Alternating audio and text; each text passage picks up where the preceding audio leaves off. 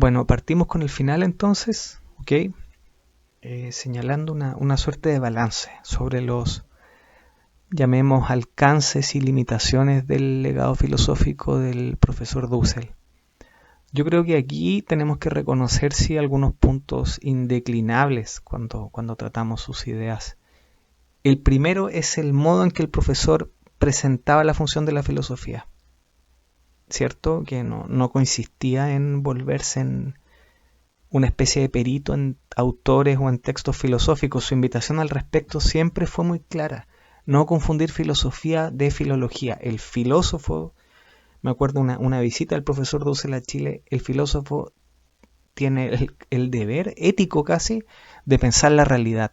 Otra cosa está reservada para el comentario de textos. Eso como primer punto. Y el segundo yo creo que es esta permanente denuncia al colonialismo intelectual y al ejercicio que hacía de la sucursal como una forma de obtener reputación en los medios académicos. Bueno, entonces dejo abierta la puerta para que podamos comentar sobre las coordenadas que nos ofrece su pensamiento para entender la realidad. Y conste que al decir realidad me estoy refiriendo a un hecho ya consumado, el problema del filósofo, algo que ya está resuelto, como se suele decir, la realidad real, no lo que se proyecta de aquí a 500 años, como solía decir el profesor, que siempre esta tendencia a depositar hacia el futuro la esperanza. Porque bueno, entre otras cosas el futuro no lo conocemos, ¿no? O sea, no tenemos cómo contrarrestarlo empíricamente, sobre todo cuando hablamos de un proyecto casi milenario como pretendía ser la transmodernidad. Entonces, queridos, la cuestión es esta: comenzar con un examen crítico, no repetitivo, de las ideas de Dussel y en general de la filosofía de la liberación. Hay una preocupación central en la filosofía de Enrique Dussel de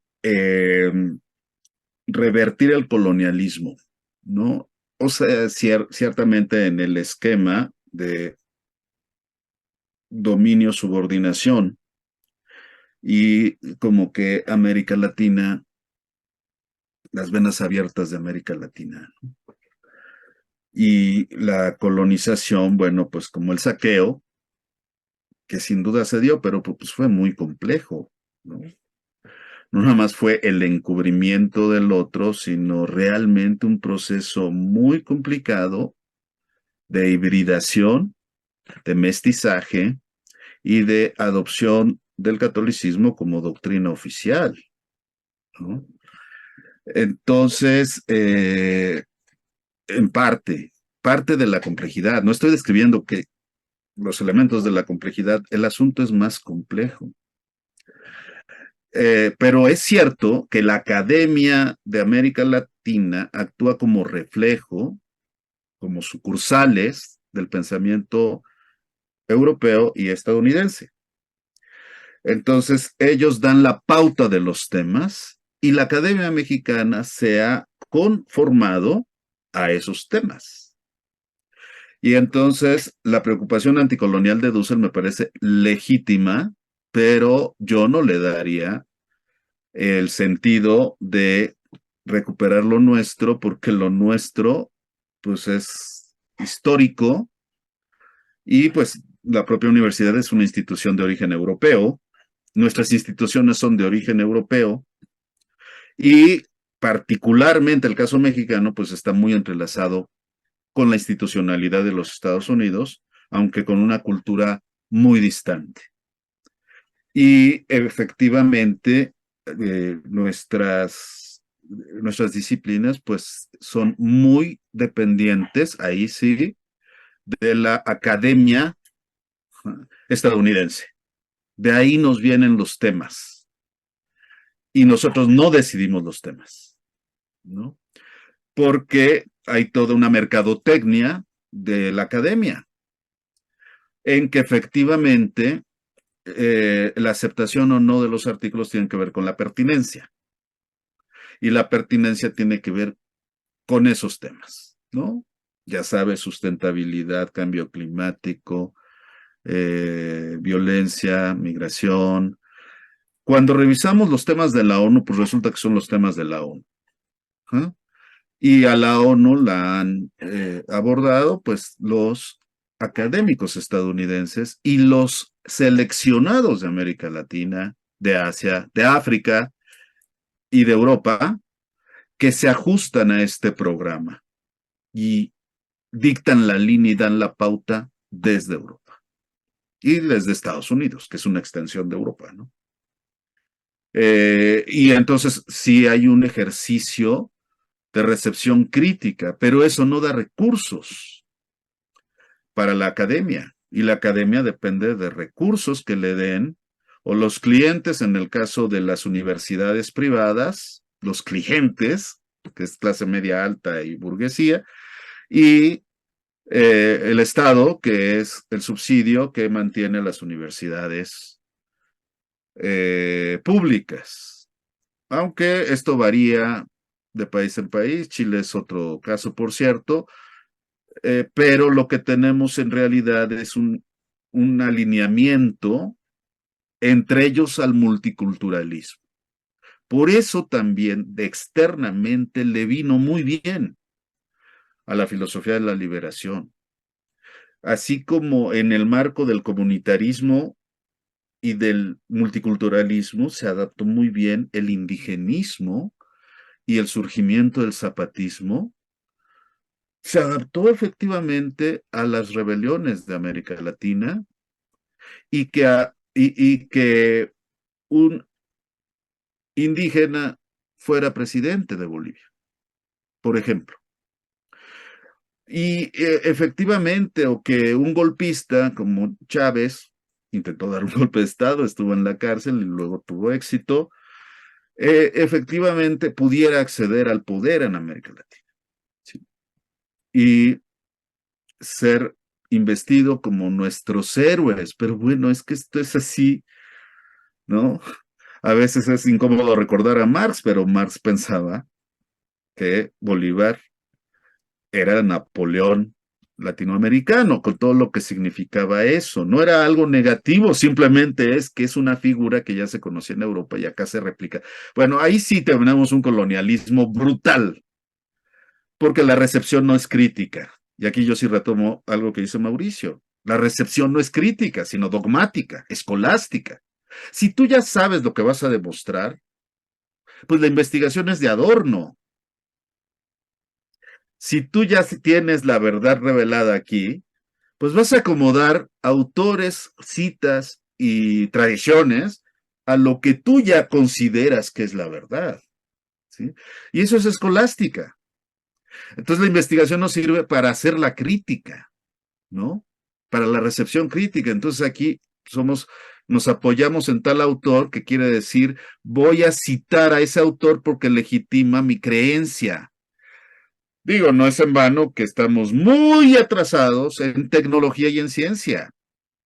Toda América Latina, toda. Tecnología y ciencia ahora con la pandemia nos pusieron en evidencia, ¿no? Aunque Argentina sí tiene vacuna, por ejemplo, nosotros en México no, y tenemos el CONACYT con mucho más presupuesto, pero no tenemos vacuna, no tenemos tecnología, ¿no? Ahora, ¿cómo estamos en filosofía? Pues repetimos autores, ¿no? Aunque sea Dussel un autor, y, y a quién nos gusta como el gran filósofo actual, ¿no? Aunque tengamos gijekianos, ¿no? Repetimos el credo, seguimos repitiendo las tesis de, a ver, él es especialista en Habermas, ¡oh! Él estudió con Rawls, ¡wow! ¡Qué maravilla! Esa actitud hace que esté congelada la crítica y además que se castiga la crítica, ¿eh? Se castiga la crítica. Si tú haces la crítica a esto, aunque sea dusseliano, te critico, digo, si yo acepto acríticamente el pensamiento de Dussel, pues estoy en la colonización más absoluta. Igual que si acepto a Habermas, de manera acrítica y dogmática. ¿Y dónde está la crítica que tenemos que hacer? Entonces, Dussel sí tiene eh, eh, un detalle muy importante que era el reto. Bueno, primero, la necesidad de hablar idiomas extranjeros, curiosamente. No hablar náhuatl, porque así nadie te va a conocer. No escribir en náhuatl, en celtal, en tzotzil, sino en alemán, en francés y en inglés. Uh-huh. No hay un trabajo de Dussel traducido a alguna lengua originaria, por lo menos de México. No sé si en Bolivia se hizo la traducción al aymara o al quechua o algún idioma, pero no tenemos eso, ¿no? Entonces, pues la pauta la están dando las universidades gringas y europeas, indudablemente. Eh, pues hay que dominar idiomas extranjeros como el propio Dussel enseñaba a sus discípulos. ¿Mm? ¿Y por qué? Porque si vamos a criticar a un alemán, a un filósofo alemán, si lo vamos a leer, pues que sea en su lengua, y lo vamos a criticar, pues también tiene que ser en su lengua. Y la interlocución es con ellos. Eso me parece muy importante de las lecciones de Enrique Dussel, pero en otro sentido, porque no tenemos un desde dónde hacer nuestra filosofía, ¿no? Así una filosofía náhuatl que podamos defender. Desde ahí no la veo, pero sí desde posiciones que tienen que ver más con nuestra condición latinoamericana, quizá con la figura de la negación o la contradicción, más que el otro que se presta a la vulgarización, el otro es quien yo quiera, quien yo escoja, más bien valores morales, sino que con esa pretensión de buscar la verdad, ¿no? Para mí la filosofía sigue siendo la búsqueda de la verdad, ¿no? Y yo encuentro contradicciones en Hegel y contradicciones en Zizek, pero no me van a hacer caso, ¿no? Lo que hacen es difundir el trabajo de Zizek, buscarle público, buscar que venga a México, por favor, que nos ilumine y que nos diga las verdades. Ay, cuando venga Byung-Chul Han, vamos a ser felices. Cuando venga, pues no sé, Esposito ayer dio una conferencia, por cierto, muy buena, sobre las instituciones, ¿no? Pero se necesita interlocución. Nadie le responde a Esposito porque no hemos estudiado su obra. Entonces hay una actitud colonial en la hueva en la flojera, quiero decir, en la apatía, anti-Aufklärung, anti-ilustrada. Sí, sin duda, sin duda. Esa es la Academia Mexicana. Repite lo que dicen los gringos y en eso se basa. Y cuando cuestionas, oye, pues simplemente estás diciendo lo que dicen ellos. ¿Y tú qué? Te odian. Esta, digamos, entendemos así comillas, el colonialismo como esta especie eh, de posición voluntaria a no ejercer el acto independiente del pensamiento. La explicación a eso otra vez son endógenas, o son exógenas, ¿no? Es decir, no es que es una especie de salir, el esfuerzo de salir de la minoría de edad, si entendemos así colonialismo, a la mayoría de edad, es decir, al ejercer por cuenta propia el acto de pensar, errando, ¿no? Eso no significa renunciar a la equivocación, sino todo lo contrario, pero eso es básicamente lo clero, esa es la ilustración. Y otra vez, voy a decir, esta idea, ¿no? Yo creo que lo colonial es un tema, que es un asunto que ha sido muy atrasuntado de ideología, que algún rato pues, conversamos también sobre eso. Lo mismo con las posturas antioccidentales, que también creo que un poco Dussel promovía también eso. Y creo que es un error, es decir, es una falsa discusión.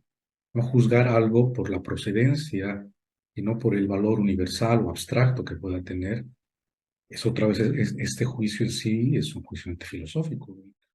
A propósito de lo que comentaba recién Gerardo sobre nuestra carencia de diálogo crítico y la falta de interlocución genuina en las universidades, en nuestras universidades.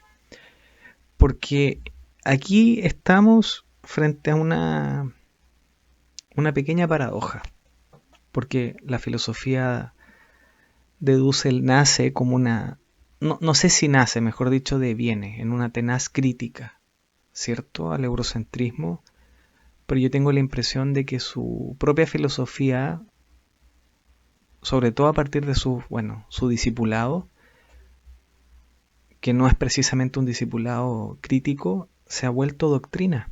Y cuando digo doctrina me refiero a, digamos, el sentido más negativo que tiene este término. Pero el punto que yo quisiera introducir ahora es sobre este aspecto histórico, civilizacional, por decirlo de alguna forma, que entraña la filosofía dusseliana, porque yo creo que representa una de las propuestas más sólidas que se han elaborado en ese sentido desde esta parte del mundo, desde América Latina. Otro tema son las cuestiones relativas a los instrumentos de elaboración teórica y metodológica, ¿cierto? Donde yo no veo muy bien posicionada a la filosofía de la liberación, a lo menos en su rama dusseliana. Y conste que no lo estoy diciendo desde una posición de defensa del cientificismo, para nada. Pero cuando se trata de analizar la realidad social, uno no espera sermones de la montaña. Más bien lo que uno espera es una cierta distancia crítica y racional de lo que se está analizando, sobre lo que se está realizando. Pero bueno, yo quiero retomar este aspecto que es la reconstrucción histórica que hace Dussel para fundamentar un proyecto filosófico, ético y emancipatorio desde América Latina, que tiene un gran mérito, que es precisamente no dejarnos en la orfandad. Como no recuerdo en qué texto lo leí, pero esta idea de situar a América Latina en la historia universal para asegurar nuestra autoconciencia, nuestra dignidad, porque a mí este esfuerzo me parece notable, independiente de que estemos o no de acuerdo con él. Y en ese sentido el punto de nuestra conversación, que es esto que comentábamos el otro día, esta idea del Hegel de Coyoacán. Dussel puede ser entendido como nuestro Hegel, en el sentido de la apropiación histórica y del sistema filosófico, una ética de la liberación, una política de la liberación, una economía de la liberación y una estética de la liberación. Y es curioso que se haga esta referencia con Hegel, con uno de los autores que duda cabe más eurocéntricos que tiene el panteón de la filosofía moderna europea. Bueno, Dussel supera a Hegel. El superar es un verbo que se conjuga con bastante frecuencia cuando se habla de Dussel y cuando el mismo Dussel hablaba de su filosofía. El acto de la superación. ¿Lo supera? ¿Supera el eurocentrismo? ¿Supera Hegel? ¿En qué sentido? ¿Qué podemos decir al respecto? Se arroja el paradigma hegeliano como modelo, frente al cual se compara a un pensador latinoamericano. Y eso nos ubica en el núcleo de las pretensiones de la filosofía que quiso construir Enrique Dussel a lo largo de su larga y muy fructífera vida en términos de todos los libros que escribió. Entonces, entiendo que es un poco una costumbre de los latinoamericanos, en ese sentido también es una costumbre plebeya, el emular las grandes escuelas de filosofía que caracterizan a la historia de la filosofía desde Grecia hasta la actualidad. Pero eso no tiene que ver tanto con el verdadero núcleo de la filosofía. En términos del núcleo de la filosofía, efectivamente, Hegel fue un pensador sistemático y sistémico. Su noción de sistema está muy construida en términos de los fundamentos filosóficos y de la historia de la filosofía.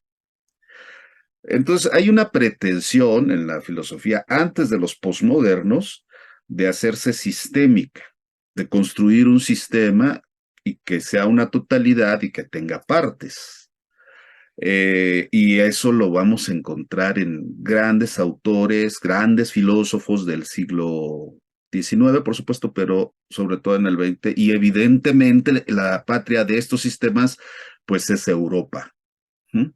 Ahora bien, el núcleo filosófico de Dussel tiene que ver con la relación entre el ser y el otro, porque ahí está propiamente la novedad que construye esta visión de totalidad, pero es una totalidad que no se cierra en sí misma, sino que está básicamente puesta en crisis desde la alteridad, el otro.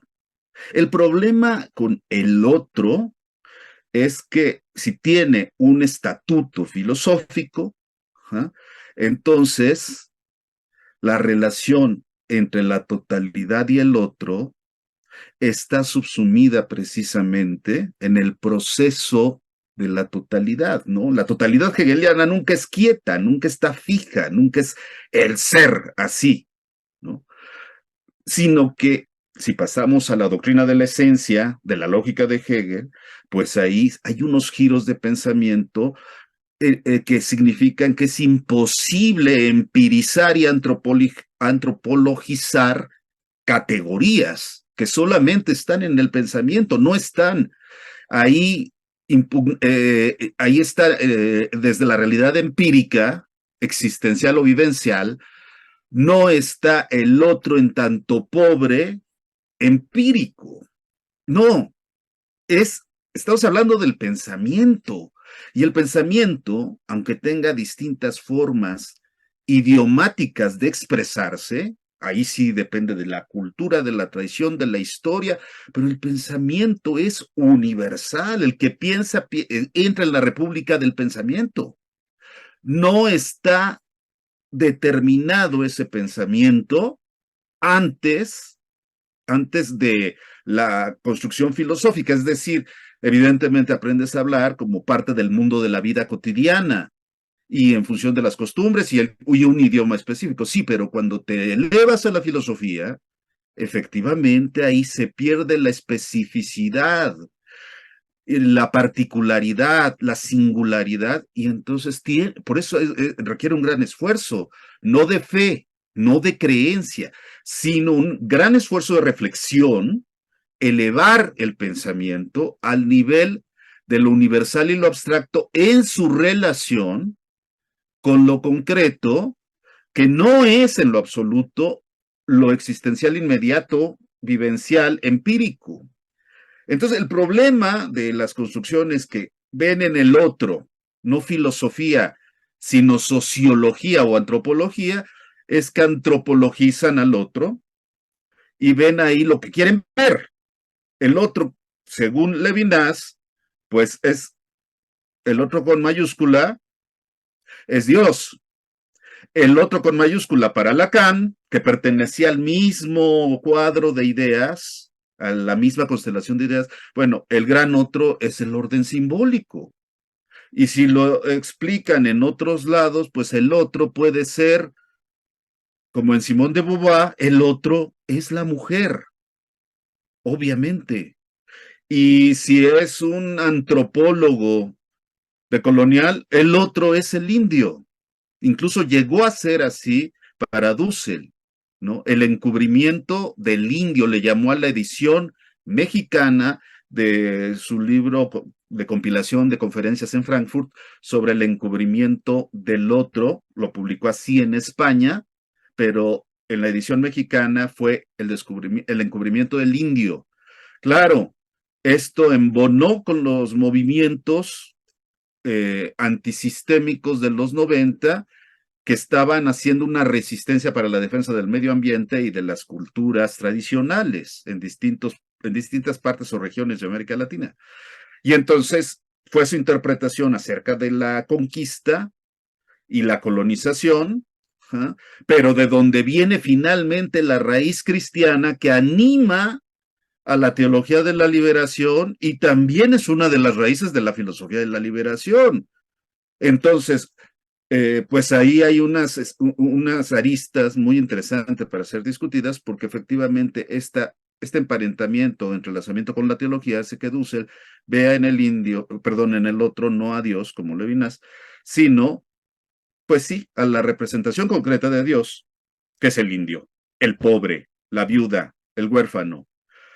Y esto no tiene que ver con la sociología tampoco, porque el pobre nunca aparece con esa mirada mítica que te hace rehén de esa mirada, ¿no? El pobre siempre aparece determinado por circunstancias sociológicamente muy relevantes y hacen incomprensible, inaplicable la filosofía de la liberación, precisamente por esta filosofía que está forzada por determinaciones o imperativos más bien ético-políticos, a convertir al otro no en una categoría filosófica universal, ¿no? Porque finalmente es el principio de la negatividad hegeliana, ¿no? Hegel efectivamente está muy atento de construir un sistema, pero eso no quiere decir que pueda explicar todo. La totalidad es el todo en función de una lógica, pero eso no quiere decir que abrace todo y que sirva o pueda aplicarse, ¿ja? Como si el todo fuera todo. Es un autor sistemático, por supuesto, tiene una lógica que sustenta esa totalidad, eso sí lo vamos a ver repetir, y hay unos giros que no pueden estar giros del pensamiento, concretamente la doctrina de la esencia y la doctrina del concepto, que es lo propiamente hegeliano de la lógica de Hegel, eso yo no veo que esos giros del pensamiento que te llevan a considerar que el dualismo o que una visión vulgarizada de la ética de la liberación que divide al mundo entre buenos y malos, en realidad es muy débil para el análisis político y para el análisis sociológico, porque ahí no vamos a encontrar ni buenos ni malos. Entonces no vamos a poder aplicar más que como una pretensión evangelizadora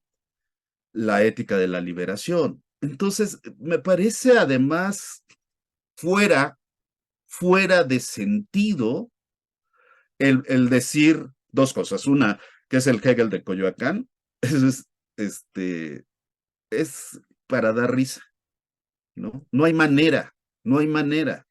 Incluso yo creo que Dussel lo hubiera rechazado, porque segundo, superé a Hegel.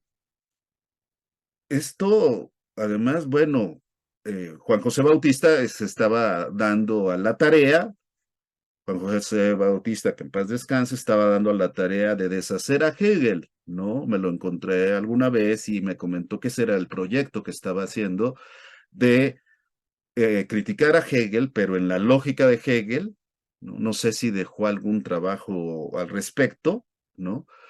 En todo caso, quizá lo haya dejado en bosquejo o algo así, pero yo le dije, no de broma, le dije, eso no lo vas a poder hacer, ¿no? No lo vas a poder hacer porque ya lo dijo Foucault, ¿no? Cuando crees que lo has superado, te espera la vuelta de la esquina, porque tiene unos giros de pensamiento impresionantes que pues obviamente no están en la filosofía del derecho, ¿ja? Porque ahí está lo existencial, pero no está la argumentación lógica de estos giros que nos permiten incorporar, por ejemplo, la negatividad en lo positivo. Es decir, las instituciones que existen no tienen un solo rostro. Ese es el universo kantiano, justamente. Y hay un intento, no sé si es deliberado o no, de kantianizar a Hegel y de hacer que, como si Hegel hubiera sido un Kant un poco más pretencioso, pero que finalmente tenía un imperativo categórico, tenía una moral, tenía una ética. Y cuando revisas realmente a Hegel, pues te está diciendo, yo hago filosofía de lo que es y a partir de mí la filosofía va a dejar de ser amor al saber y se va a convertir en saber lo verdadero. Dussel sí dice, sí afirmaba que la analéctica iba más allá de la dialéctica. Ajá. Pero la analéctica pues se la come la dialéctica, porque el otro como negatividad, pues está en Hegel. Y bueno, esos déficits me parecen a mí que son muy importantes y nada más quiero decir que ahora que, pues, pues efectivamente, cuando muere el héroe, aunque sea un héroe intelectual o un héroe filosófico, nace la leyenda. Y esto se debe pues a los discípulos, ¿no? Entonces los discípulos de Dussel tienen una tarea muy importante. El asunto es que sí veo que hay, como en el caso de la filosofía posmoderna, una diferencia entre la filosofía posmoderna y otra, la versión vulgarizada de la filosofía posmoderna, que sería el patos posmoderno. ¿Sí? Una cierta formita de hablar, una cierta manera de hacer investigación, y eso va en contra de los grandes sistemas porque es como abreviar el esfuerzo y solamente repetir cosas que oyeron y que no necesariamente vienen de un estudio profundo de la obra. Lo mismo me parece que puede pasar con Enrique Dussel. Su obra es inmensa, inmensa y tiene muchos lados, ¿no? Es como un policaedro. Claro que está dominada por una pretensión de universalizar, pero desde una condición no solo empírica, filosóficamente empírica, sino de un punto de partida que es, pues, las víctimas. Todo lo que hay que suponer para construir la condición de víctima, ¿no? Y hay filósofos, no solo latinoamericanos, filósofos europeos, que les parece un buen punto de partida, ¿no? No me explico cómo puede un filósofo aceptar que se parte de la víctima, de todos los juicios de valor que están en un plano más bien sociológico, describiendo la conexión de víctima, ¿sí? Y todas las paradojas que eso implica. Entonces, Dussel superó a Hegel, están en cuartos diferentes, están en frecuencias diferentes. Eh, sí, Dussel en el método de la filosofía de la liberación, que escribió en 71, pero publica en 73, sí dice efectivamente que toda la filosofía occidental era de la filosofía del ser, lo que dice más o menos Levinas, y ahora hay que arrancar con otro punto de partida, ¿no? Y a esto, pues es la analéctica, ¿no? A partir del otro, no hay manera de partir del otro, ¿no? No hay manera filosóficamente seria, ya el misticismo puede ser otra cosa. Entonces yo digo, no, no, no, no, ni siquiera es pertinente este asunto. No, no puedes pensar que superaste a Hegel si no incorporas el tema de las pasiones, de las pulsiones, cuando Freud solamente está reducido a su mínima expresión, incluso muy, muy básica, cuando no está el psicoanálisis, no está la pulsión de muerte, ¿no? No está esa parte del mal, ¿ah? Y en Hegel sí, En Hegel no, digo, el absoluto no es la bondad absoluta o el bien absoluto de Platón. No es cierto, ¿no? Es una totalidad que conlleva contradicciones. Sin la negatividad, entonces, no hay posibilidad de entender al ser humano. Entonces, por eso es que al último Dussel le sorprendía que se restaurara en México el dedazo, ¿no? El dedazo es un método político de que el presidente de la República designa de a dedo a quién lo va a suceder. Y lo estamos viviendo hoy en día sin mayor problema, ¿sí? Maquiavelo nunca, jamás ingresó realmente en el sistema de Dussel. Hobbes le costaba trabajo. El Freud de Dussel es muy elemental, ¿no? Y obviamente está eliminada la pulsión de muerte. Zizek no lo incorpora, por ejemplo, y Zizek es alguien que no puede pasarse por alto, ¿no? Porque contribuye precisamente desde el psicoanálisis lacaniano a hacer una reinterpretación filosófica, ¿no? Y bueno, pues sí, también comete muchísimos errores, ¿no? Y no lo puedes descartar diciendo es eurocéntrico, pero además periférico de Europa, ¿no? Porque ese es esloveno, es así, es periférico. Entonces, o sea, Hegel es representante de su tiempo y tiene una pretensión filosófica muy grande, ¿no? Y yo digo, pues no lo pueden superar si tú solamente refraseas el tema de la negatividad. Mauro, si quisieras agregar algo sobre esto o sobre cualquier otra cosa, Bueno, quizás simplemente, muy brevemente, mencionar una cosa que creo que es digna de mencionar, que es esta eh, romantización e idealización que tenía, por ejemplo, Dussel de sectores, en concreto, digamos, de sectores indígenas, ¿no? O podría ser luego sectores obreros, diferentes sectores claramente identificables en la realidad. Eso creo que es fundamental de destacar porque un poco muestra también la calidad de su empresa filosófica. Esta romantización e idealización de sectores. La realidad, yo creo que no solamente en cualquier latitud, no solamente en Bolivia, en cualquier latitud, o de México, otra latitud latinoamericana, ha mostrado de que no resiste idealizaciones o romantizaciones. En ningún ámbito, ni en análisis social, ni en análisis político, ni en análisis económico, pedagógico, mucho menos en el filosófico, si entendemos que la empresa filosófica es un acto más bien de pensar la contradicción o pensar por sobre digamos, las idealizaciones, ¿no?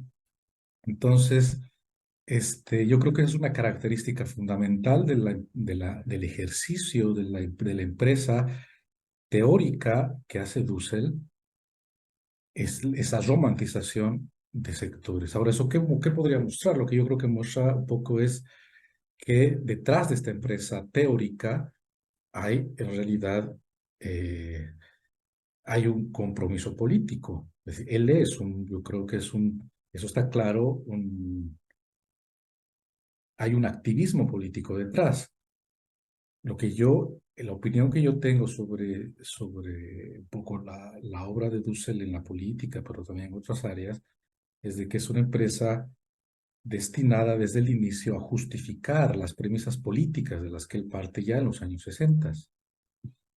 Eh, entonces, bueno, simplemente eso menciono como una característica de la empresa filosófica de Dussel, y lo vuelvo a repetir, que es la idealización y la romantización de sectores claramente identificables en la realidad social, lo cual es falso.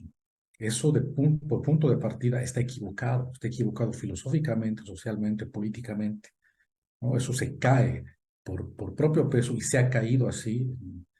Pensemos en los últimos 15, 20 años de la historia latinoamericana, esta historia entre comillas, primavera política, la que llamaba Dussel a estos procesos de revolución de Chávez, Evo Morales, Correa, los Kirchner, etcétera, etcétera, ¿no? Entonces, Lo que eso muestra, y obviamente también lo resalto, es que es una empresa teórica destinada a justificar, a confirmar las certezas políticas de las que él parte en los años 60. Y por eso también yo creo que él tiene tanta pegada, ha tenido tanto impacto en un cierto público. Habría que distinguir, yo creo, entre su público dos sectores, un sector académico y un sector extraacadémico. Creo que en el sector académico él ha tenido mucho menos impacto y tiene una explicación eso. La explicación es de que en los sectores académicos los componentes de este público académico, en principio, son gente versada en ciertos autores, especialistas en autores, que no, no reciben acríticamente lo que dice, lo que dice Dussel. Estoy pensando, por ejemplo, en análisis que acaba de hacer el profesor sobre Hegel, pero podemos hablar también de especialistas en otros temas. Pensemos, por ejemplo, en Max Weber etcétera. Es decir, en un público especializado, digamos, en un público versado en temas filosóficos, historiográficos, económicos, etcétera, Dussel ha tenido menos impacto y creo que también es interesante de resaltar. Donde Dussel ha tenido más impacto es en un público extraacadémico. ¿Qué características o qué sectores hay en un público extraacadémico? Sobre todo sectores de organizaciones sociales, sectores parapolíticos, estoy pensando en espacios de donde se forma la gente que luego quiere ingresar activamente a la actividad política, o sectores intelectuales que también están políticamente comprometidos. Es sobre todo en estos sectores donde él ha tenido más impacto y es interesante si uno avanza en el análisis a preguntarse cuáles son las características de los sectores extraacadémicos, cuáles son las características educativas, cuáles son las características culturales, etcétera. Hay una coincidencia en este discurso que él elabora y las características, digamos, socioeducativas, formativas, culturales de los sectores extraacadémicos, donde él tiene más resonancia. Aquí también estaba revisando los materiales y la UAM Xochimilco, él trabajaba en la UAM Iztapalapa, pero la UAM Xochimilco publicó esta compilación de sus obras hasta 1900, no, hasta 2003 me parece, no, hasta 2010.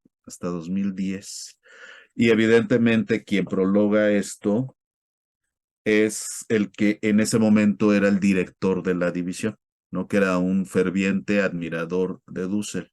Ajá. Este, y pues hizo este trabajo de edición que salió muy bonito, la verdad. Mira, su disco y todo, una compilación de sus obras. Antes había salido otra, pero este es un reconocimiento de una trayectoria, ¿no? Por la admiración de un académico que llegó a ser director, ¿no? Entonces, esto significa que hay cierto reconocimiento institucional, ¿no? No así de los colegas, ¿no? Por, pues, por desacuerdos filosóficos esenciales, ¿no? Que tienen que ver efectivamente con lo que se entiende por filosofía, ¿no? Si yo te digo a cualquier filósofo profesional que la filosofía no empiece en Grecia, ¿no? Que ese es el helenocentrismo, y tú te leíste todo Platón, ¿no? Por ejemplo, en griego, pues vas a decir, oye, espérate, ¿no? O sea, ¿de qué estamos hablando? Antes no había filosofía por distintas razones, que no quiere decir que no había pensamiento, pero ese pensamiento, pues era religioso, ¿no? Era mítico. No puedes darle condición, por ejemplo, de filosofía de la historia al Nuevo Testamento o al Viejo Testamento. Eso no es filosofía de la historia, ¿no? No puedes decir tampoco que, bueno, que Jesús de Nazaret era un filósofo, ¿no? Esa es mitología. Y los mitos, pues ahí están resguardados en los libros sagrados de cada cultura. Y esos mitos, pues son eso, no son filosofía, ¿no?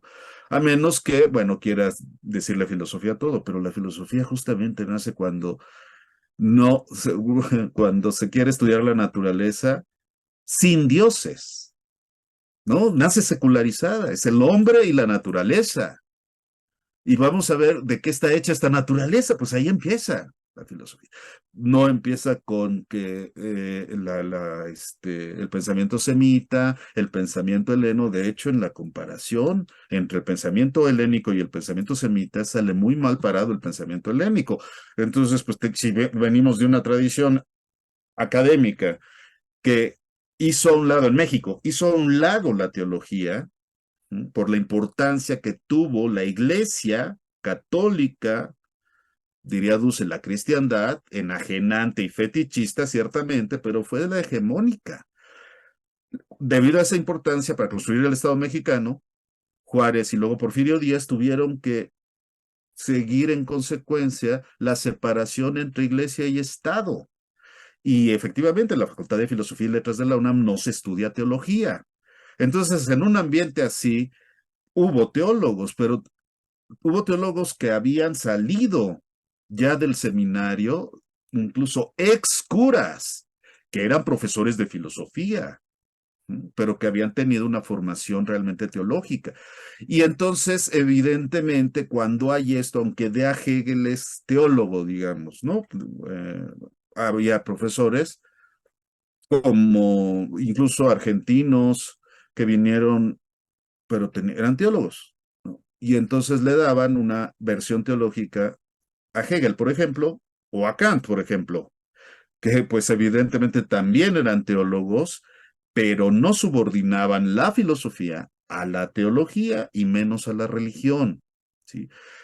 Pero contribuyeron, sí contribuyeron, ¿no? O sea, te daban maravillosamente a los padres de la iglesia, te daban a San Agustín y a Santo Tomás como nadie, ¿no? Incluso en los congresos, pues ahí están, ahí van. Pero las universidades públicas están muy, muy desvinculadas de la teología y de la religión, obviamente, y entonces se ve con desconfianza a alguien que venga de la teología, ¿no? Aunque de a Hegel y aunque de a Kant, entonces los filósofos, digamos, sus colegas, pues estaban más bien, no hacían equipo, no hacían cuerpo con Dussel, ¿no? Ni en Filosofía y Letras, ni en la UAM Iztapalapa. Y sí tuvo algunas discusiones muy interesantes, por cierto, que pues Dussel pretendía que fueran con la Escuela de Frankfurt, ¿no? Yo no recuerdo que realmente hubiera debatido con Habermas, ¿no? En algunas reseñas biográficas dicen que sí, pero yo recuerdo cuando estudiaba con él que sí, efectivamente le envió una carta para convocarlo a un diálogo norte-sur, ¿no? Desde ahí ya está el asunto, no es filosófico, sino determinado por mi condición de que nunca me han hecho caso porque soy del sur y escribo en español, pero puedo hablar con ustedes en alemán y discutir algunas cosas. Bueno, y Habermas le contestó muy cortésmente, ¿no? Habermas es muy, muy amable. Si le contestó, para empezar, le contestó, le dijo que no estaba en este momento trabajando estas cosas.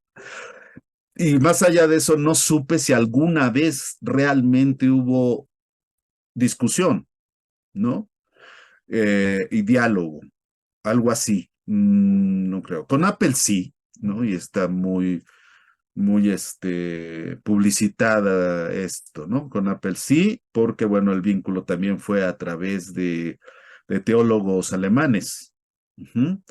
Y ahí sí hubo una discusión interesante mm, que Dussel sí interpretó como que había este, impresionado a Apple a tal grado de que Apple se había visto obligado a leer libros de economía, ¿no? Y pues es que porque le metió la económica, ¿no? Que era la filosofía económica. Entonces, tú no estás tomando en cuenta la filosofía económica, ¿no? Y entonces, según cuenta esto, yo no lo sé de cierto, pero Apple dijo, bueno, me voy a poner a estudiar economía y estudió la economía, ¿no? La verdad es que eso no lo sé, pero bueno, a lo mejor eso fue una contribución importante, pero en realidad cuando pues ves, por ejemplo, en Alemania, ¿no? Pues no hay una consideración de algo que se pueda llamar filosofía latinoamericana, ¿no? Efectivamente, y además, pues no lo van a hacer, ¿no? Por la tradición filosófica alemana, o los gringos no lo van a hacer, porque así está estructurado, en términos de sociología del conocimiento, así está estructurado el mundo. Si quieres que te lean los alemanes, bueno, pues hay que escribir en inglés o en alemán, ¿no? Eh, y esto era una especie de lucha por el reconocimiento, ¿no? Que pues la económica no me parece que tuviera ni originalidad, ¿no? Era el dependentismo más primitivo que no parecía filosófico, la verdad, ¿no? Es decir, la actualización de la teoría de la dependencia, o ni siquiera era la actualización, ¿no? Esa no es la totalidad, no está dividida por países, por tipos de capitalismo, ¿no? Y entonces era reciclar y buscar en Marx lo que avalara la teoría de la dependencia de Rui Mauro Marini, ¿no?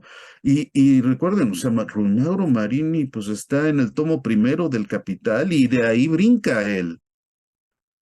Y el tomo 2 y el tomo 3 ya sabemos que es un gran problema en la obra de Marx, porque lo reconstruyó Engels y Marx ya no lo hizo propiamente. Entonces ya la primera generación de marxistas, por cierto, quisieron completar o escribir el tomo 4 del Capital, etcétera, y unas buenas discusiones entre marxistas acerca de qué significa la conversión del valor en precio, cómo se logra. Y pues ahí está muy complicado el asunto porque eh, no es tan sencillo como para decir, soy representante del sur, ¿no? Y soy víctima. Hija, puta, ¿no? Si te tomas en serio esto, vas a quedar en cosas ridículas como pedirle al rey de España que pida perdón, la verdad. Entonces, pues, son cosas que no sé si esto, este, se calibre con la importancia que tiene, pero pues esa es justamente la versión vulgar de la relación norte-sur, ¿sí? Eh, en fin, ¿no? O sea, tenemos un gran problema de migración porque hay pobres mexicanos que quieren ser gringos, quieren su visa de trabajadores, quieren ser ciudadanos gringos. ¿Qué pasó ahí? Eso no te lo explica Gramsci, ¿no? Y no quieren ser del sur, no quieren irse a Estados Unidos. Y no solo mexicanos, no solo centroamericanos, ¿no? México está actuando en este momento como barrera de contención. ¿Cómo explicamos eso? ¿No? Pues no. Una filosofía que no devenga ciencia social, pues se queda muy bien en la invitación a reflexionar, pero pues requerimos con urgencia otras explicaciones de fenómenos concretos, reales, y que no entran en el esquema del pobre como el bueno. No, no. Este país está hundido en la violencia generada precisamente por la seducción del dinero, del dios fetiche, en eso estoy totalmente de acuerdo, del dios capital, que está arrastrando masas de pobres, ¿no? Que frente al fracaso del sistema educativo y de la versión gringa de felicidad, bueno, pues estamos frente a fenómenos de violencia extrema muy de urgencia para ser explicados. Mauro, retomando un poco este asunto de cómo se puede erigir una filosofía que puede devenir de hecho en mero discurso, en el sentido de que se ha desprendido completamente de sostener sus juicios sobre la base de cierta evidencia. Porque cuando mencionaba recién esto del cientificismo, lo decía en el sentido de relativo, digamos, de tratar de ajustarse a cierto control empírico,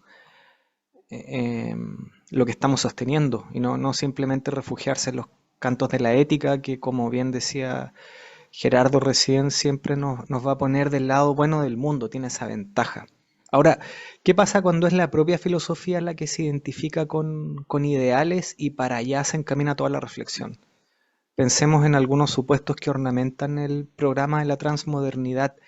Se habla de emancipación, de liberación, de justicia social, de armonía, de igualdad total. Todos ideales, por supuesto, indiscutibles, inescrutables.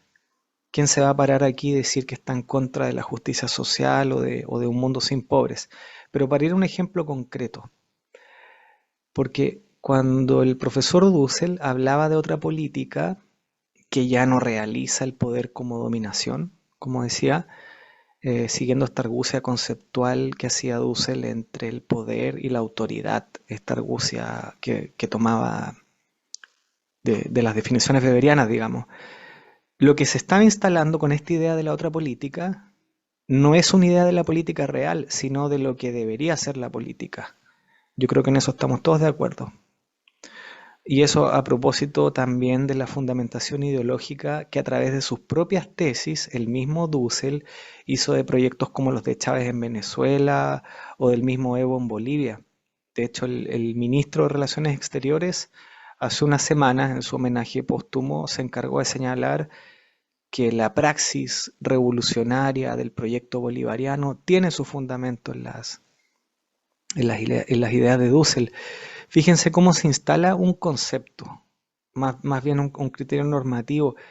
Ojo, yo no estoy diciendo que no hay que tener criterios normativos, en ningún caso diría eso. Lo que pasa es que se instala un concepto a partir de una teoría externa. Y eso significa que la verdad, en este caso de la política, está fuera de la realidad. No es una forma de entender la política a partir de la política realmente existente, sino que funciona al revés. Es el filósofo el que proyecta la verdad, la esencia de lo que tiene que ser la política. Ahora, esto no es ninguna novedad. Así se pensó el idealismo alemán y la filosofía crítica del siglo XVIII, siglo XIX. Esta idea hegeliana, ¿cierto?, de que cuando la razón se encuentra materializada en el mundo, la filosofía puede dejar de preocuparse por el ideal. Pero yo veo aquí una diferencia importante, porque el respaldo que tenía la filosofía crítica en Europa, por ejemplo, la que acabo de citar, que detrás tenía el proyecto de la burguesía ilustrada, yo no lo veo en América Latina. O sea, ¿cuál es el respaldo empírico de estos proyectos, de esta filosofía? Recordemos solamente que hace 2 décadas el pensamiento decolonial saludaba a Chávez, a Evo, al presidente Kirchner en Argentina y hablaba de algo así como la aurora de una transición hacia una nueva primavera política. Y hasta nuevo aviso, porque seguimos esperando algún tipo de balance crítico sobre estos proyectos. Ahora, ¿qué pasa si una comunidad, a través del voto, decide, por ejemplo, perpetuar un sistema de gobierno que está anclado en lógicas patrimonialistas y clientelares? Estoy pensando en tu tesis, Mauro, sobre la gestión pública en Bolivia. ¿Qué pasa si ese fuese el caso? ¿No es política entonces? O mejor digámoslo así, ¿qué pasa si el pueblo ha elegido el camino correcto de la transformación social? La verdadera praxis de la transformación política, la verdadera praxis de la liberación, digo, porque ha puesto a Evo Morales o a Fidel Castro en el poder, verdaderos intérpretes del poder obediencial, como se decía. Perdón con la referencia cubana, se me olvidó que en Cuba eh, no se elige a nadie. Pero bueno, ¿qué pasa si el pueblo, con quienes hemos declarado estar de su lado, y de hecho en su nombre exigimos un proyecto subversivo y emancipador, liberador, qué pasa si el pueblo decide votar por la encarnación del mal? Para citar al profesor Grossfogel, que de hecho se refería a la victoria de Milei hace unas semanas como eso, como la encarnación del mal. Estoy usando sus palabras. Yo creo que es muy problemático entender la política como la promesa de un ideal que una vez realizado, por ejemplo, como poder obediencial, nos va a ir acercando al reino de los cielos. Digo, acercándonos un poco, porque todos sabemos que los ideales son eso. En el fondo son la imposibilidad de algo que siempre está por llegar. Y como siempre está por llegar, uno se puede refugiar en eso, porque no hay cómo contrarrestarlo. Cuando uno está al lado del Mesías, parece que hay, o uno cuenta con una especie de salvoconducto para prescindir de criterios metodológicos básicos y del verdadero ejercicio del pensamiento crítico. Pero bueno, no me quiero ir por las ramas, Mauro. La pregunta sería, ¿por qué crees tú que la filosofía del profesor Dussel, con toda su densidad inagotable y erudición conceptual e histórica, ha tenido tanto impacto y se ha ganado un público tan importante entre nosotros? Y es que el discurso que construye Dussel es un discurso que coincide con los valores culturales del público que mayormente digamos, lo enaltece. Los valores culturales, creo que es muy típico esto del lugar de donde provenimos, digamos, soy en ese sentido latinoamericano profundo, pero que poco consciente de nuestros propios valores culturales. Yo creo que en América Latina nosotros tendemos a pensar que la culpa de nuestra situación individual o social la tiene alguien más, la tiene un otro, ¿no? Eso es un pensamiento que rige comportamientos del individuo, pero también con el momento de pensar por qué el país o la sociedad en la que vivimos se halla en tal o cual situación. Entonces, hay como yo diría, una especie de, es una reacción, una especie de impulso, una reacción intuitiva, que la culpa la tiene alguien más, otro. Yo no soy responsable de mi situación, ni individual ni social. Bien. Y esto coincide con el discurso victimista que construye Dussel. Para Dussel, América Latina es la víctima. Ahora, para justificar eso, él elabora digamos, esa filosofía de la historia, entre comillas, filosofía, donde intenta demostrar que Europa, con la conquista, es el culpable esencial y América Latina, bueno, lo que era antes América Latina, es la víctima esencial. Eso en la realidad es insostenible. Pero bueno, es la empresa filosófica para justificar que América Latina es la víctima y además sectores específicos de América Latina, obreros, luego la mujer, los jóvenes, los indígenas, etcétera, etcétera, etcétera, ¿no? Entonces, por supuesto, este discurso victimista coincide con estos valores culturales populares que hay en América Latina, que es la culpa de mi situación o de mi subdesarrollo lo tiene alguien más. En este caso lo tiene Estados Unidos, lo tiene Europa, lo tiene la modernidad, ¿no? Ahora, si uno se pone a analizar los problemas de pobreza, empíricamente encuentra que no hay, que la situación es completamente distinta, que más bien la explicación tiene que ser endógena, no es exógena, en lo primordial. Y endógena significa que es la explicación a la pobreza, al subdesarrollo de los países, de los individuos, tiene causas endógenas, mayoritariamente, ¿no? Y eso es, entonces yo creo que un poco el discurso, este discurso victimista, idealizador, eh, romantizado que tiene Dussel casa muy bien con los valores del público popular, sobre todo, y es ahí donde tiene tanto impacto. Pero también otro aspecto por el que tiene impacto es porque he mencionado sectores, sobre todo donde pega, tiene más impacto los niveles, y quizás suene duro, pero es así, los niveles educativos en lo relativo a cultura económica, cultura historiográfica, y ya ni hablar de cultura filosófica, son tan bajos que, claro, lo que él dice pega. Por ejemplo, has mencionado tú el caso de Weber. En el libro de las 20 posiciones de política de la liberación está que, según Weber, el poder es dominación legítima ante obedientes, ¿no? Si no recuerdo mal, esa es la definición literal que escribe Dussel y que le adjudica a Weber. Pero Weber, en los textos en Economía y Sociedad, escribe explícitamente que no se debe confundir poder como Macht y dominación como Herrschaft, que son cosas completamente diferentes, ¿no? Entonces, pues, vuelvo a decir, en un público más especializado, esos detalles como esos, o los que ha mencionado, por ejemplo, el profesor eh, Gerardo sobre Hegel, no pasan. Es decir, lo menciono, lo digo breve, yo creo que tiene que ver con la pobreza espiritual que cunde en diferentes sectores de América Latina, donde esos discursos tienen más impacto, y además son más convenientes. ¿Por qué son convenientes? Es decir, porque te libran a ti o a mí de toda responsabilidad, o a América Latina, o a los países, o a nuestros gobiernos, o a nuestras poblaciones, o a nuestra cultura, de la responsabilidad de la situación. La responsabilidad entonces cae en otro, ¿no? Y creo que esto, por eso vuelvo a decir, que esto al final, esta empresa teórica que él tiene, no es una empresa filosófica, porque ese es un ejercicio antifilosófico, el de construir una teoría simplemente para confirmar, corroborar o darle un cierto cuerpo teórico a las premisas a priori políticas de las que él ha partido en los 60. Si no es una teoría a posteriori, después de la experiencia, esa es una teoría, una posición política a priori, antes de toda experiencia, y su empresa teórica es para justificar estas posiciones políticas a priori que él tiene. En ese sentido, yo creo que es una empresa antifilosófica.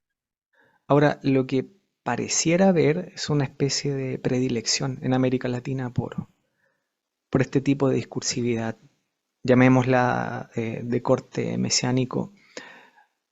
Es como si una y otra vez nos subimos al mismo carro, en donde a partir de una crítica que se hace a injusticias que son reales, se imagina luego la posibilidad de una solución total, una especie de nuevo modelo civilizatorio, una receta que por lo demás, si algo la historia nos ha enseñado, es que nunca ha existido, salvo que uno siga, cierto, creyendo en milagros.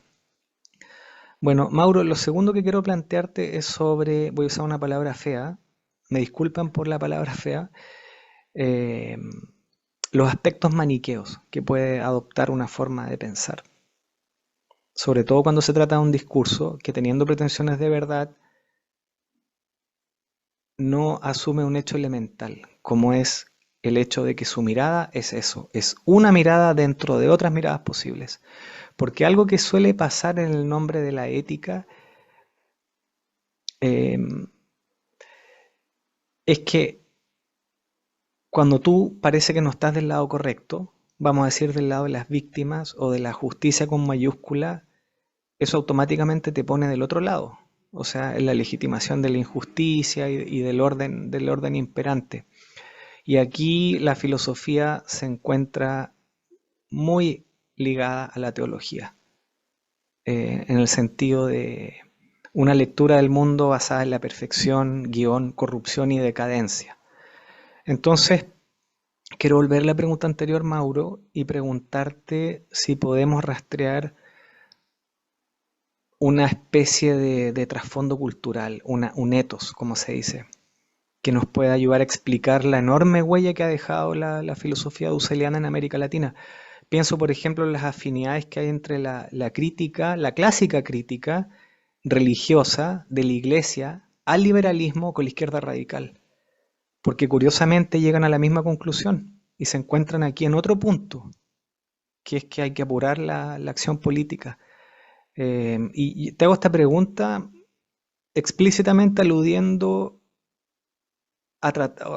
mejor dicho, te hago esta pregunta para tratar de evitar un comodín, que es el comodín de explicar las cosas acudiendo a atributos personales del profesor, Dussel en este caso, combinado con situaciones históricas, accidentales. No, yo creo que estas, digamos, estas representaciones o creencias nuestras son, bueno, están muy arraigadas no solo en la cultura latinoamericana, sino antes en otras culturas, porque yo creo que son fenómenos intuitivos para tratar de encontrarle algún sentido a las situaciones que uno puede vivir como individuo, como sociedad. En ese sentido, son fenómenos prerracionales. Entonces, yo creo que en el caso de América Latina, digamos, esta especie de este trasfondo cultural con valores intuitivos, prerracionales e incluso antirracionales permanecen ahí, ¿no? Por eso es de que creo que en nuestro caso nos cuesta mucho escuchar una crítica a la tradición. Nosotros preferimos escuchar voces que nos confirmen que estamos en lo correcto. Es más, nosotros somos muy contrarios a escuchar la crítica. Y parte de escuchar la crítica es decir de que estos valores mesiánicos están presentes, digamos, pero valores también en relación a las instituciones. En la época de la conquista o previa a la conquista, muchos de otros valores que son los preliberales en relación a las instituciones, a la manera de distribuir el poder, a la manera de establecer la convivencia, etcétera, han permanecido y en el caso por ciertos sectores de la iglesia y en la época de la colonia, esto que el profesor filósofo Mansilla llamaba ese etos barroco, que era una especie de influencia católica, el catolicismo español, pero era una especie de catolicismo español que romantizaba también las tradiciones telúricas, animistas de América Latina. Entonces era una especie de catolicismo que, si bien incorporaba elementos occidentales, pero al mismo tiempo romantizaba las tradiciones locales. Es por eso de que, digamos, esta tradición sobre todo ha desarrollado más el folclore, la música, las expresiones artísticas, pero no tanto la tradición intelectual, que sí hace digamos, la tradición católica en Occidente.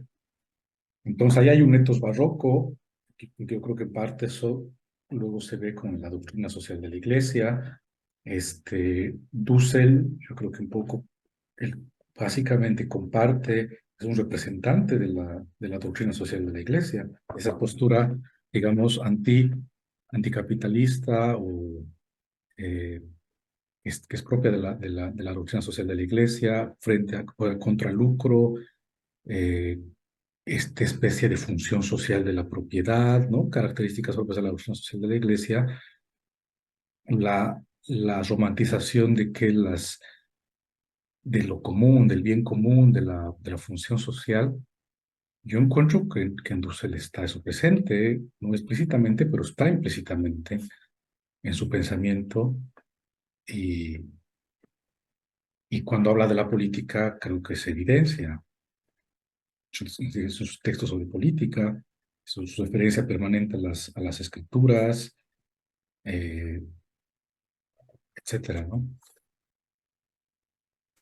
Dussel sí tenía, hasta donde yo recuerdo, tenía un buen arrastre en las aulas, en- tanto en la licenciatura, o sea, sí tenía muchos alumnos.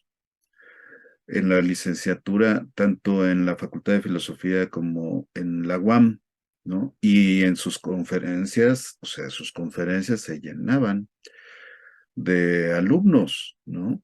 Iban a escucharlo con mucho interés y él era un excelente expositor, ¿no? Pedía a veces, obviamente no preparaba PowerPoint, ¿no? Pedía un pizarrón y hacía sus esquemas, ¿no?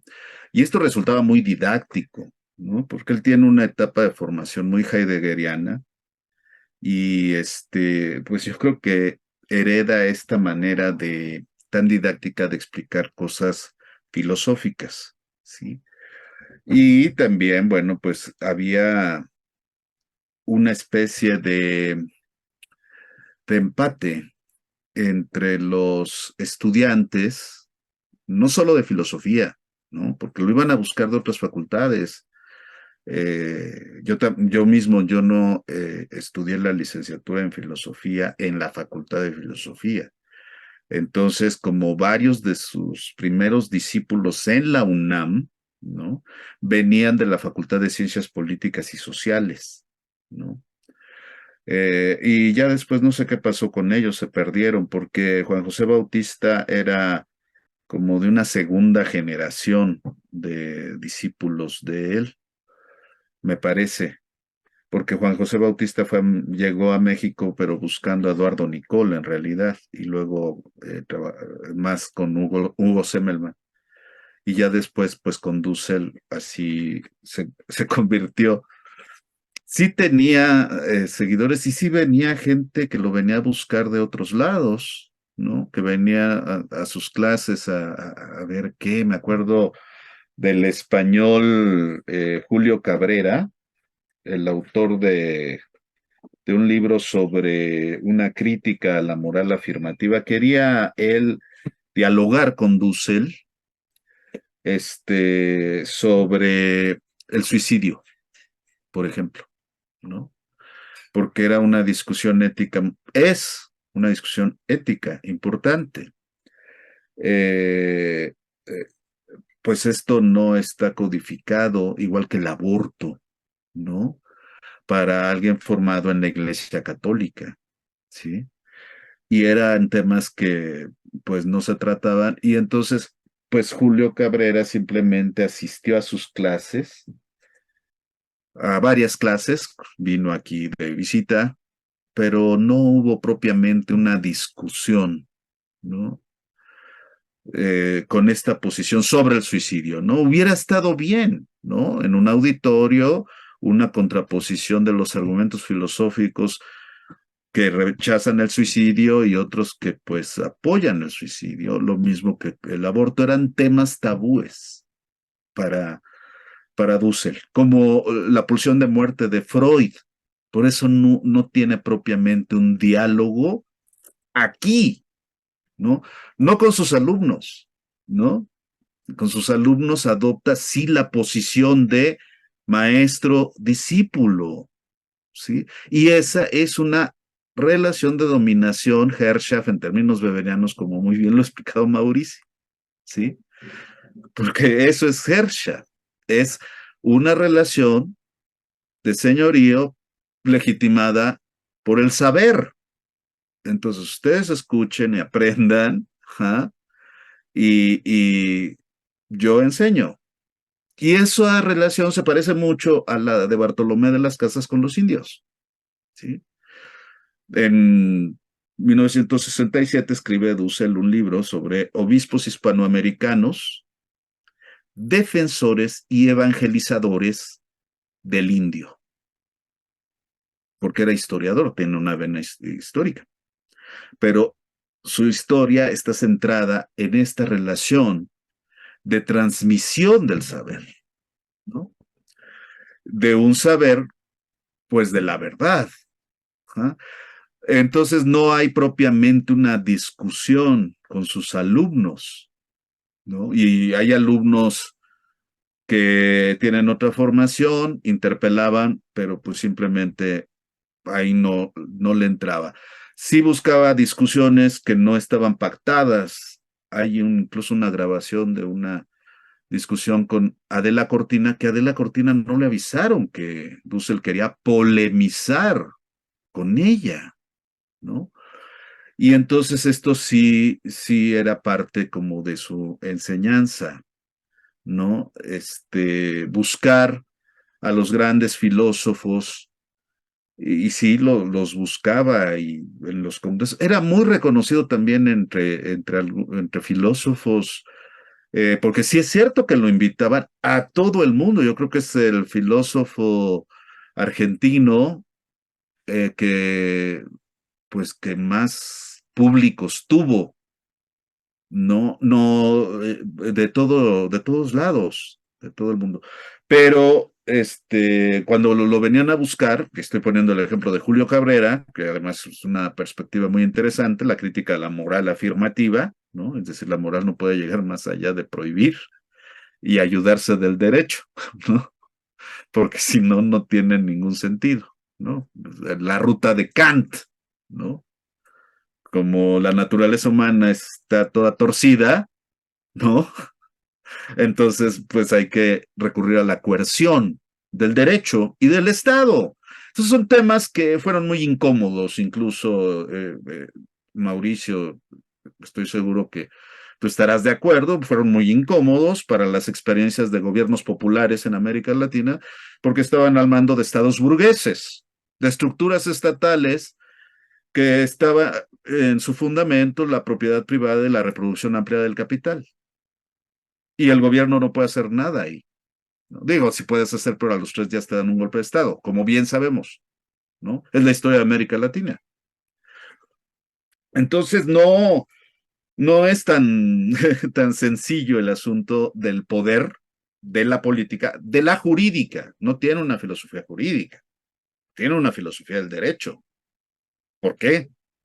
Y tú sabes que un orden social no vive sin derecho, no vive sin Estado. ¿Mm? Y esto de que ir construyendo un nuevo Estado, bueno, ya vimos en qué concluye. Yo creo que ya podemos concluir, ¿no? Que eso no es verdad, pues. Son ciclos, incluso hay ciclos en la política. Hay unas partes que no podían ser absorbidas por la filosofía de la liberación, pero agarró nuevos bríos, ¿eh? Y sí se internacionalizó muy fuerte. Cuando me parece que un venezolano convoca a filósofos que podían ser agrupados como decoloniales, ¿no? Aníbal Quijano, etcétera. Y pues efectivamente se empezó a extender la epistemología del sur como lo nuevo que ofrece América Latina, como el imagen, o sea, así como el giro lingüístico, el giro decolonial en América Latina, ¿no? ¿Con qué categorías lo vas a hacer? ¿No? Porque, pues, ¿cómo le haces para interpretar la filosofía náhuatl, si existe la filosofía náhuatl? Que León Portilla dice que sí, pero se basa, pues, en textos y en categorías y en conceptos europeos para reconstruir la filosofía náhuatl, ¿no? Y entonces, pues eso también es mitología. Entonces, bueno, ese es ese es un asunto, pero de que tuvo muchos seguidores, muchos discípulos en las aulas, en la UNAM, en la UAM y donde fuera, era una persona muy querida, muy seguida, muy respetada, y por eso las reacciones cuando se hacen críticas, y es mejor no meterse, ¿no? ¿Para qué? Ya ves cómo reaccionan, ¿no? ¿Quién es ese, no? ¿Por qué se atreve? Hay que contestarle como se merece. Entonces dices, puta, ¿qué onda con el linchamiento? Si él buscaba la discusión, ¿por qué no discuten? ¿Por qué no se puede el diálogo comunicativo? ¿Por qué no procede? ¿No? Te insultan, te agreden o te boicotean, te hacen el vacío. Y eso es típico de nuestra academia, ¿no? Que sigue siendo muy religiosa en ese sentido y muy sectaria también, ¿no? Sí. Yo sí he buscado el debate cuando hay las condiciones de aprendizaje, pero no hay posibilidades, ¿no? Luego la actitud es así de cierre, ¿no? En la UACM eh, hay muchos estudiantes que se formaron con Dussel y con el programa de Dussel que rescató de la Universidad de Mendoza, ¿no? De filosofía. Y el chiste era darle una vuelta completa a la enseñanza de la filosofía, ¿no? Para empezar, hay que eh, superar el eurocentrismo y entonces hay que empezar por otras filosofías, ¿no? Y entonces dices, pues voy a salir como con los nuevos libros de texto gratuitos en México, ¿no? Sin una cosa y sin la otra, ¿no? Entonces, resulta difícil. Además, si se simplifica el asunto, pues ya no te tomas el trabajo de leer a los griegos porque pues eran helenocéntricos, ni leer a los europeos porque todos son eurocéntricos, ¿no? Todos son eurocéntricos. ¿A quién hay que leer y qué significa pensar desde América Latina? Pues leer a Dussel y a Hinkelhammer, ¿no? Curiosamente, dos descendientes, bueno, Hinkelhammer era alemán y Dussel desciende de manera importante de la posición alemana y de la cultura alemana, ¿no? Entonces es así como que, espérate, ¿de dónde me agarro? Yo no me puedo agarrar del pensamiento náhuatl, ni siquiera sé náhuatl, ¿no? Del pensamiento celtal, no del pensamiento, o sea, no lo sé, ¿no? Y tampoco sé si esto realmente está representando un deber ser político para construir conciencia desde América Latina. Yo creo que eso no, está simplemente en la mitología, ¿no? Entonces, bueno, pues de pronto sí hay que tener cuidado de cuando se publica esto, pero esto se tiene que decir, ¿no? Es decir, no todos los que pasamos por las aulas de Dussel, yo pasé muchos años por las aulas, pero efectivamente, eh, pues no quería discutir conmigo, ¿no? Cuando estaba enfrascado en la discusión con Riquet, con Apple, quería una discusión con Rorty, por ejemplo, pues, ¿qué le iba a importar? Que yo estaba aprendiendo a Hegel y yo le decía, es que aquí Hegel dice otra cosa. Aquí, o sea, mis politólogos dicen otra cosa, ¿no? Mi formación de politólogo, pues es bien distinta, ¿no? No puedes analizar el poder así, ¿no? Y entonces, pues yo siempre he pensado que es una petitio principi, o sea, una falacia a partir de las víctimas y del otro, porque el otro lo defines como quieras.